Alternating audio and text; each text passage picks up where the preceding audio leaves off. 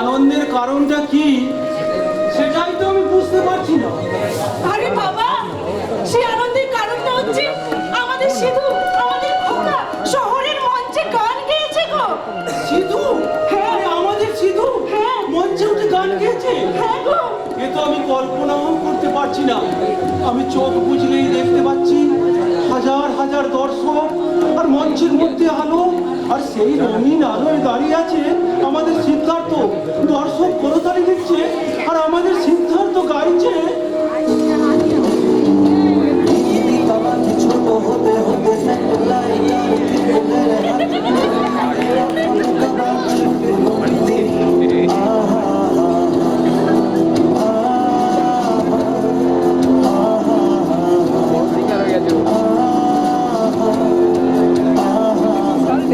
বসে সারা দুনিয়ার সাথে যোগাযোগ আছে হাতে জায়গাটা দিতে হবে।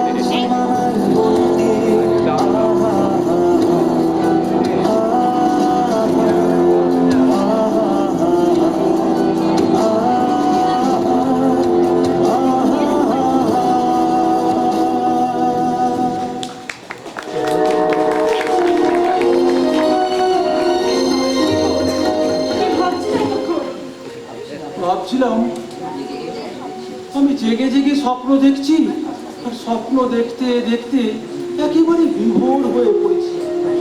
আরে বাবা, এখনো তোমাকে আসল আনন্দের খবরটা দেওয়াই হয়নি। সেটা কি? আরে তুমি জানো আমাদের সিধু কিনে রাজেশ মাস্টার কাল শহর থেকে গায়ে ফিরছে গো। এইসব কি বলছো নাকি তুমি? হ্যাঁ গো, হ্যাঁ, কাল বিকেলেই ওরা ফিরছে। আর সেই সময় আমি হয়তো তুলসী তলায় সন্ধ্যা প্রদীপ দেখাবো, শাক বাজিয়ে পুজো করব। আর আমি হয়তো তখন বাড়ির সিংহ দুয়ারে দাঁড়িয়ে বলবো, এসো এসো বীর, এসো নওজওয়ান, এসো আমার রাজকুমার।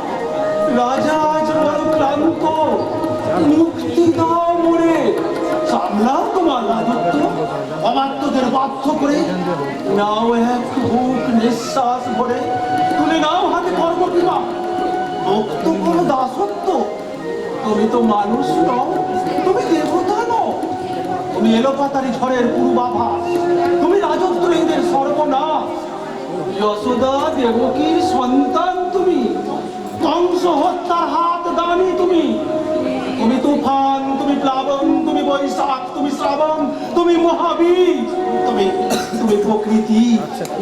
হয়তো আমি একদিন থাকবো না, কিন্তু সেদিনে দূর থেকে শুনতে পাবো তোমার উল্লাস, তোমার গর্জন। নেতা সত্যকে তুমি করেছো যে বর্জন, তুমি করেছো যে দুর্নীতিকে চার কাপ। বলো দেখো, চোখে দেখো আমার রাজকুমার। তুমি কাঁদছো, তোমার চোখে জল। আনন্দে বলিনি, আনন্দে আনন্দে আমার চোখ দিয়ে জল এসে গেছে। কেন? আচ্ছা জানো, আজ আমার বড় ইচ্ছে করছে কালীঘাটে মায়ের মন্দিরে গিয়ে একটু পুজো দিয়ে আসি। কিন্তু আমার কাছে তো অত পয়সা নেই গো। তোমারও দেখি মায়ের যখন ইচ্ছা হয়েছে আমি তোমাদের কালীঘাট থেকে ঘুরিয়ে নিয়ে আসবো। তুই আমাকে নিয়ে যাবি খোকা? কিন্তু আমার নিজের কানকেও বিশ্বাস হচ্ছে না। সত্যি বাবা, মায়ের ইচ্ছা হয়েছে কলকাতা মন্দির থেকে ঘুরে আনার জন্য। আমি তাই নিজে দুষ্টু রত্নাকর যদি বাল্মীকি নিজেকে পাল্টে উনি হতে পারে, আর আমি নিজেকে পাল্টে তোমাদের কলকাতা মন্দির থেকে ঘুরিয়ে আনতে পারবো না? ঠিক আছে বাবা, ঠিক আছে। শোনো তাড়াতাড়ি চলো, সকাল সকাল গেলে মায়ের ভালো করে দর্শন করতে পারবো। তাহলে তুমি এক কাজ করো, তাড়াতাড়ি টাকা পয়সা জামা কাপড় বাসনপত্র সব গুছিয়ে নাও। আরে দাঁড়া, বাসনপত্র নিতে হবে কেন? আমরা তো আর কালীঘাটে থাকতে যাচ্ছি না, যাবো মাকে দর্শন করবো, ভালো করে পুজো দেবো, বাড়ি চলে আসবো। সত্যি বাবা, তোমার দিন দিন বুদ্ধিটা কমে যাচ্ছে। আচ্ছা মা, তুমি যে কাপড়টা পরে ধরো ওখানে যাবে, সেই কাপড়টা পরে কি পুজো দিতে পারবে? তার জন্য একটা নতুন কাপড় চাই তো নাকি? তারপরে বলো, তোমার শাড়ি বাবার পাঞ্জাবিতে পুজো দিতে গিয়ে সিঁদুর লেগে গেছে, তাহলে এতটা রাস্তা কি তোমরা ওই কাপড় জামা পরে ফিরে আসতে পারবে? ঠিক আছে বাবা, ঠিক আছে, আমি এক্ষুনি ঘরে গিয়ে সব ব্যাগটা গুছিয়ে তৈরি হয়ে নিচ্ছি। বাবা, হ্যাঁ তোমাদের আমার স্নানটা সেরে নাও। ঠিক বলেছিস।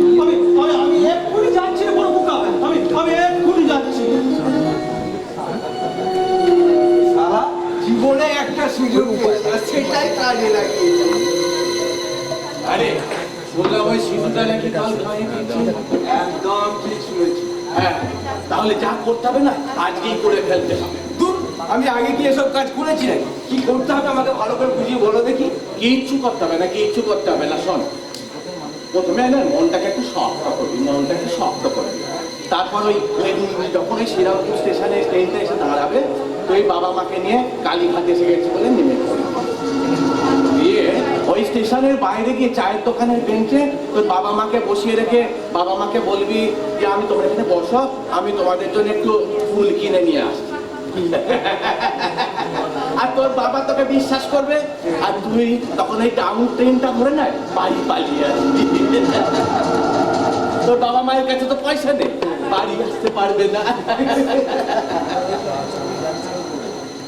ঠিক আছে, তাহলে ওই সিধু ফিরলে ওকে কি বলবো? ও নিয়ে তোকে কিছু ভাবতে হবে না, ও নিয়ে তোকে কিছু ভাবতে হবে না। ও যা বলার আমি ঠিক ম্যানেজ করে নেব। যা। তাহলে বাবাদের তাড়াতাড়ি যাওয়ার ব্যবস্থা করে। হ্যাঁ, হ্যাঁ, যা। বাবা